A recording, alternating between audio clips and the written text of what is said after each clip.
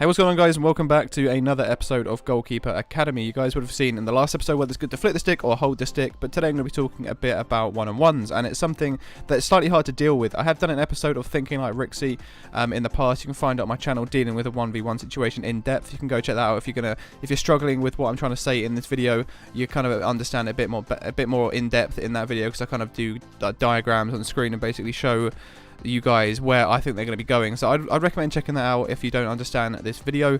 It will be on my channel somewhere. You've got to find it. It should be on my homepage, but it's pretty easy. I've only done a few Thinking Like Rixy episodes.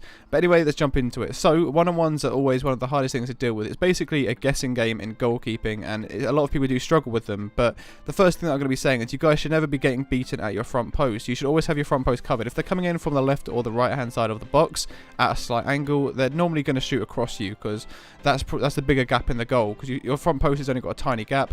You should always have it covered because you can react quicker to the front post, but across your goal there's a bigger gap, and it depends whether you stay on your line if you come out. But if you come out slightly, you can kind of close down the angle between yourself and the back post. So in 1v1 situations, I recommend coming off the line slightly, not too much, not rushing out like all the way, but just coming off like a couple of inches, and giving them a bit of pressure, because as soon as you come off their line, your line, they'll probably end up shooting because they feel like you're going to come out on the 1v1 and close them down.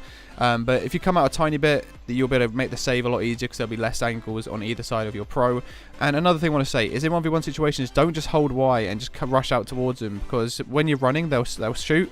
And when you're running, it takes longer to actually do a diving animation. It's quicker and better if you actually stand still in that situation. So what I recommend is basically just coming out just a couple of inches from your positioning circle by holding Y, and then just standing there, and you've got your angles closed down a lot better, and they'll struggle to score. And that's what I've found works really well. It might be different for you guys, but like I said, go check out that Thinking Like Rixy episode. I talk about body language. I talk about the main places where they're going to shoot. But it depends on what sort of, if you play divisions, obviously people are just going to do like finesse shots. It's not going to be anything too hard. You'll probably end up saving a lot of things. But if you're in the VFL and you're more experienced goalkeeper, people are going to be doing shots that pretty much you won't be able to save. They'll be putting so much power into it. It'll be going in and off the crossbar. It'll be proper top corner. It'll literally be out of your reach, and there's not much you can do about it. But you'll get used to that. It comes with experience, knowing where people are going to shoot. The more you play different players, you'll know their shooting styles and their shooting techniques, and you become more familiar with that. But you guys probably don't have to worry about that, because if you're new to goalkeeping, if you just play division league matches and whatnot, then you don't have to worry about certain situations. But it's basically always worry about your far post. Your front post, like I said, is easily covered. You should always have that, and you can easily react to that a lot quicker than you can react to your back post. So just make sure that you hold the stick in the direction you want to go. If you guys have any other questions as well, remember to just ask them in the comment section down below. I am currently on holiday, so I haven't mentioned that in the past video, but I will get back to you guys in a later video, or in the comment section when I can actually get to the comment sections if I get some internet when I'm away. But like I said, also the Thinking Like Rixy episode, it really does explain 1v1 situations really well.